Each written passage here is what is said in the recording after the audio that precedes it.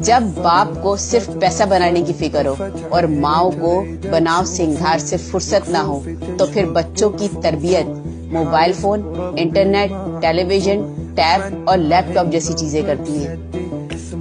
ماں باپ کی اصل طاقت ان کی نیک اولاد ہوتی ہے۔ ماں باپ بیمار، بوڑھے اور کمزور تبھی ہوتے ہیں جب انہیں کی اولاد پریشان رکھتی ہے۔ ماں باپ کی خدمت کرو، ماں باپ کے ساتھ حسن سلوک سے پیش آؤ، ورنہ اس کا بدلہ تمہیں دنیا میں ہی ادا کرنا پڑے گا۔ ایک عالم نے بھری محفل میں سوال کیا کہ جب تم کہیں گھر لیتے ہو تو پہلے وہاں اپنا سامان شفٹ کرتے ہو اور پھر خود شفٹ ہوتے ہو، کیا ایسا کرتے ہو یا نہیں؟ تو لوگوں نے جواب میں کہا جی بالکل ایسا ہی کرتے ہیں۔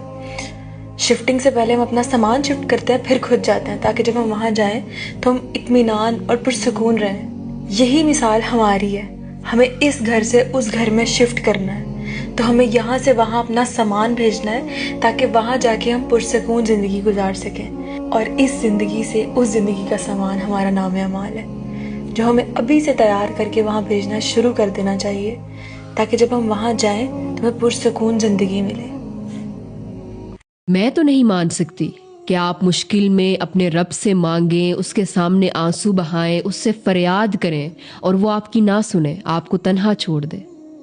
یقین کریں وہ ہمیں نہیں چھوڑتا، یہ ہم ہیں جو کام نکل جانے پر اسے بھول جاتے ہیں، اس کے احسانات کو بھول جاتے ہیں اور اسی دنیا کی طرف منہ موڑ لیتے ہیں جس دنیا کے دھتکار دینے پر ہم اس عظیم ہستی کی طرف گئے تھے۔ تو جب جان چکے ہیں کہ وہی بہترین دینے والا ہے، وہی سننے والا ہے اور آخر لوٹ کر ہمیں اسی کی طرف جانا ہے، تو پھر اسے چھوڑ کر کیوں دنیا کے پیچھے بھاگ رہے ہیں؟ اللہ کی طرف لوٹ آئے اس سے پہلے کہ بہت دیر ہو جائے۔ اور دنیا کی خوش قسمت عورت ہے وہ جس کی پہلی اولاد بیٹی ہوتی ہے۔ چھن چھن کرتی ننھی پری جو ماں باپ کی اصل طاقت ان کی نیک اولاد ہوتی ہے۔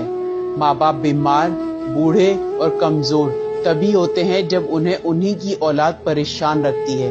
ماں باپ کی خدمت کرو، ماں باپ کے ساتھ حسن سلوک سے پیش آؤ، ورنہ اس کا بدلہ تمہیں دنیا میں ہی ادا کرنا پڑے گا۔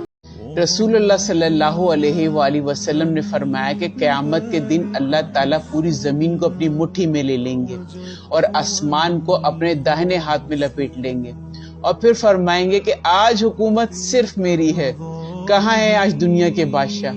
حقیقت بات ہے، یہ جو تم دنیا میں بادشاہ بنے ہوئے گھومتے ہو نا، اس دن تمہاری حکومت نہیں چلے گی، اس دن تمہاری ساری حکومتیں ڈھیر ہو جائیں گی، جس دن اس رب کی حکومت چلے گی۔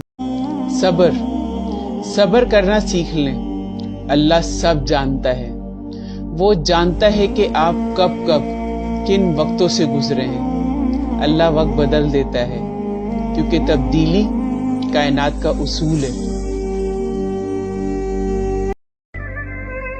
میری نظر میں اس رشتے کی کوئی اہمیت نہیں ہے جس میں عورت کو عزت نہ دی جائے۔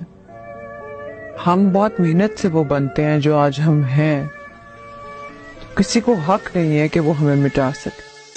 اللہ کی سزا ہے یا اللہ کی آزمائش ہے، خواہ وہ ایک ہی چیز سے جان سکتے ہیں۔ برا وقت آپ کو اگر اللہ کی طرف لے گیا ہے تو وہ آپ کی آزمائش ہے، کیونکہ اللہ آپ سے پیار کرتا تھا، اللہ نے آپ کو تھوڑی سی تکلیف دی، تھوڑی سی چیزوں میں چینجز لائے اور اللہ نے آپ کو اپنے سے قریب کر لیا۔ اللہ کی سزا یہ ہے کہ اگر آپ کے ساتھ برا وقت آیا ہے اور آپ نے یہ کہنا شروع کر دیا ہے کہ اللہ میں ہی کیوں، میرے ساتھ ہی کیوں، کوسنا شروع کر دیا ناعوذ باللہ اگر اللہ کو، اور اللہ سے سوال شروع کر دیے، تو بس وہ اللہ کی سزا ہے۔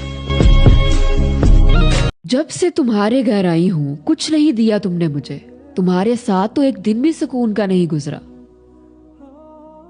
رسول اللہ صلی اللہ علیہ وآلہ وسلم نے فرمایا مجھے دوزخ دکھلائی گئی تو اس میں زیادہ تر عورتیں تھیں جو کفر کرتی ہیں۔